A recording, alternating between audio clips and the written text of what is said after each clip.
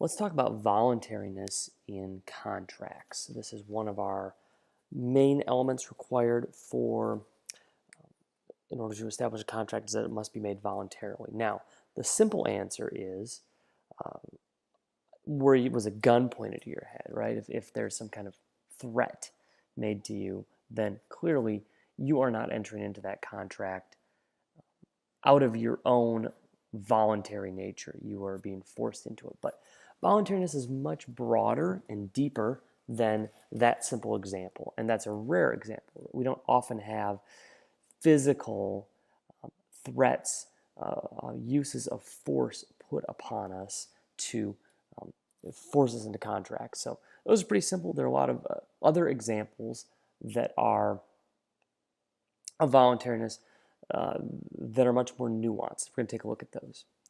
So to be made, for a contract to be made voluntarily, you must give your consent. Consent is the active element in this. So contracts that are induced by misrepresentation, fraud, mistake, duress, or undue influence are generally considered voidable. They are voidable. That means the contract it was never a real contract. The person whose consent was not real, so the person who did this involuntarily, has the power to rescind the contract, which means they can cancel it. So let's take a look here. Misrepresentation and fraud are very similar, and these are terms you are likely familiar with, and we see fraud issues in the news quite often, where we'll have maybe you're defrauded in a home loan contract. Enron defrauded its investors and defrauded different contracts and arrangements that it had. So these two, again, are very similar. Misrepresentation is that you have an assertion that's not in accordance with the truth. Okay, you are saying something, but it is not true. Fraud, on the other hand, is a misrepresentation that is committed knowingly with the intent to deceive. So the big difference between these two is intent. With the misrepresentation, it's not true, but you don't intend, you might think it's correct, right? So someone is giving you this information to have you enter into a contract, and they're telling you something that's not true. In the fraud situation, they are telling you it's not true, but they intend to deceive you. For example, you might want to buy a car, and you ask if the car has engine problems. The person you buy it from says no. You buy it, have it checked, and you discover there is a problem. Maybe there's some obscure problem with it. Neither party knew about it. Now that is a misrepresentation, right? Because there was, in fact, a problem with the car. Even though the buyer didn't know, they represented to you that there's no problem. This comes up a lot in housing and real estate, right? If you represent that there is no mold issue, or there's no, mold comes up a lot, there's no furnace problem, you buy the house, and then there are ways, built into real estate contracts, there are ways to go back and sort of correct some of those things. So that's misrepresentation. The party tells you it's actually not true, but maybe they didn't do the research, maybe they just didn't know. Fraud, again, is this intent to deceive. An example I give is that I had a friend who, when he got married, I was the best man at his wedding, so we decided to go and prank his vehicle, right? You go and you paint up the windows with just married and goofy stuff, right? And so he like hid his car because he didn't want anybody to find it, and we found out where it was, and we went to this. So we ran into Walmart and bought a bunch of stuff. We bought the window paint, and one of my friends, we were painting on the windows. One of my friends decided he would start making polka dots on the tires with the window paint. Well, what he didn't know is that this is my friend who was in the wedding with me. What this guy didn't know is that that window paint doesn't come off the tires. So the guy who got married, the next day tried to take his car in and get it washed up and everything. He couldn't get it off. Tried power washing it, tried all these things, scraping it off, could never get it off. Ended up taking his car and selling it at night, taking it to a used car dealership, selling it at night so that the car dealer couldn't see the dots on the tires. And probably if the car dealership, I don't think ever came back about it, but if they wanted to, then they could probably have a fraud case because he intended to deceive them by not telling them that there were these polka dots on the tires. He'd gotten the polka dots off enough that they were slightly visible, so at night you couldn't see them. Anyway, a couple examples of misrepresentation versus fraud. Now, this has elements to it, and I'm going to make a note that this is something that I like to use on the exam, is to put in a fraud or misrepresentation, because one of the sub issues here, I get a bunch of elements to work with. So we have in misrepresentation and fraud, we have an untrue assertion of fact that was made. The fact asserted was material, meaning it is significantly important. Okay, if we had painted polka dots on the inside of the wheel wells where no one could ever see it, that probably wouldn't be material, right? But polka dots on the tires are going to dramatically decrease the value because you're probably going to buy new tires. So it is a material fact. So in misrepresentation cases, this has to be material. In fraud cases, this is where there has to be intent to deceive on that fact. And then the third element is that the other party relied on the assertion. The other party's reliance was reasonable, meaning that they didn't have any reason to be suspicious. It was, if it's evening and you're buying and selling this used car, you would not think that you have to have them come back in the daytime in case you're missing something, right? And then there has to be some kind of economic loss. In this case, there would have to be proof that they had to deduct some money off the price of the car because of those polka dots. So again, the difference here is in that number 2, that the fact is not simply material, it is fraudulent, right? There's intent to deceive. If you can establish all of these, you have got a misrepresentation or fraud case. So the Timothy versus Keach case is an example of a consent and misrepresentation issue. The short of what happened here is that horses are something that, I don't have a horse, maybe some of you do, but they cost a lot of money, I understand. Not just to keep up, but to buy a horse is very expensive. And you can get into a sport of kings with horses where you're buying show horses and they are incredibly expensive. And so you can actually take out collateral on a horse. You can take out a loan against a horse, right? Like a vehicle. And so horses have titles. And so this is about, some people who are buying and selling and trading horses and breeding horses. And they sold a horse that was encumbered by some kind of loan or lien, and they did not tell the buyer about it. And this was when the buyer found out about it, they cried, "Fraudulent, you didn't tell us, you intended to deceive us by omitting the fact, by not telling us that there was an encumbrance." The seller said, "Well, it's your duty to go and do a title search."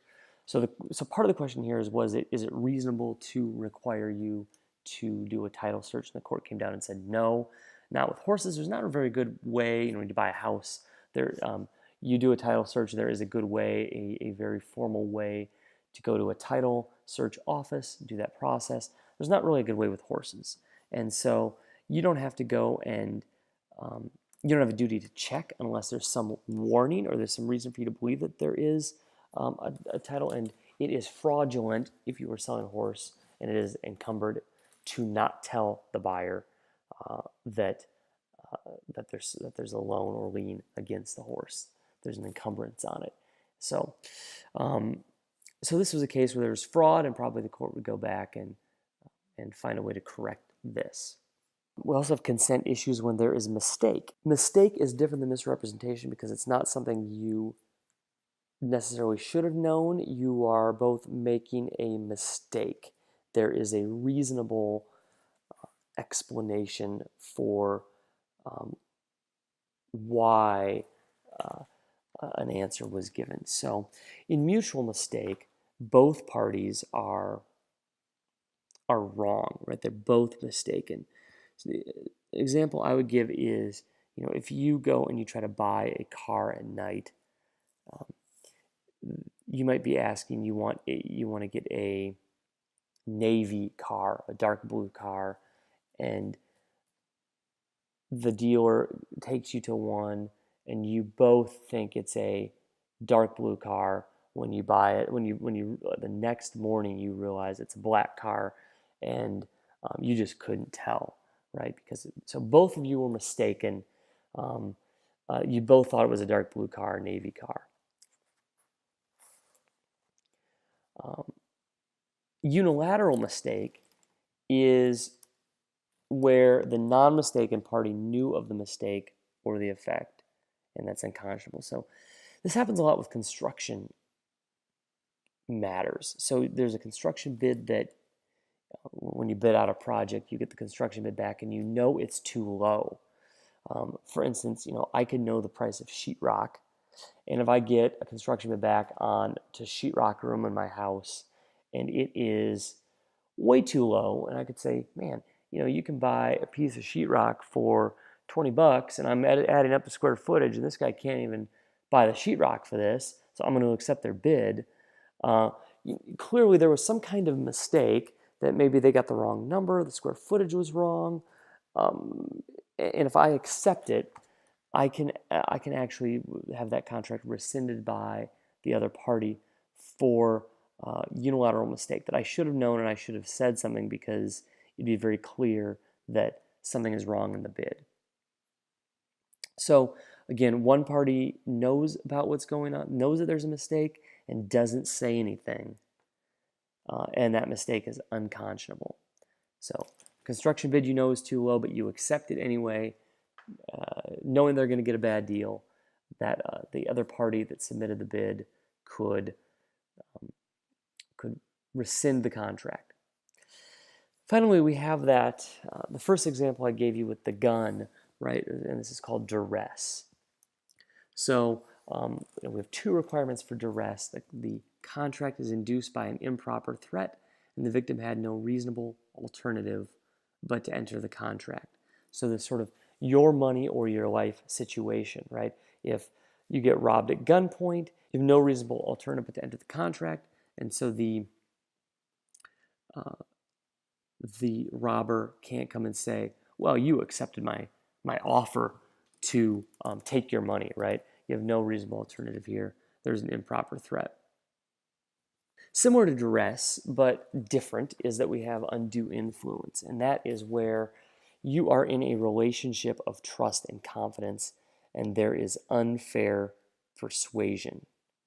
So relationship of trust and confidence and unfair persuasion. So if you get into a contract, a business deal, for instance, with your doctor, there is a relationship of trust and confidence, and then maybe they're unfairly persuading you.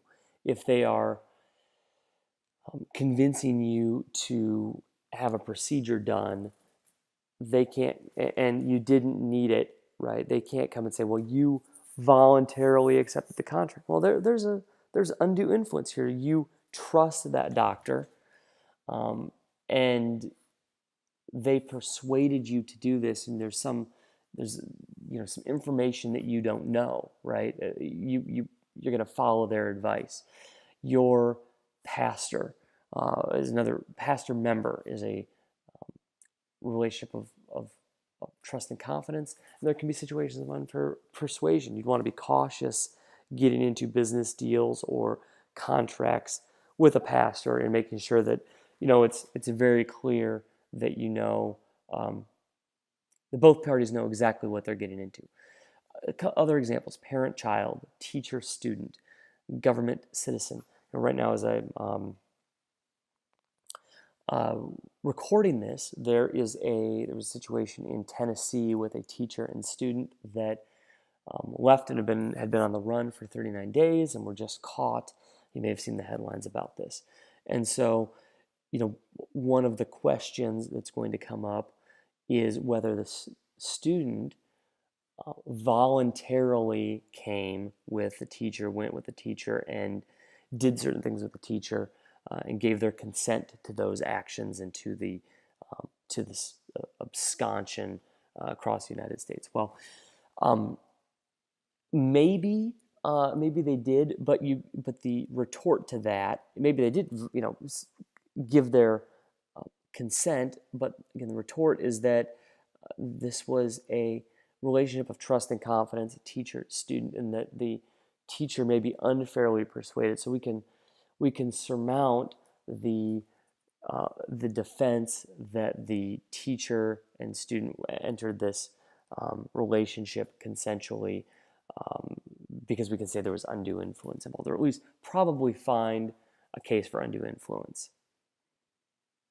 Okay, that wraps up what we want to talk about in the different types of variations on consent and voluntariness in contracts.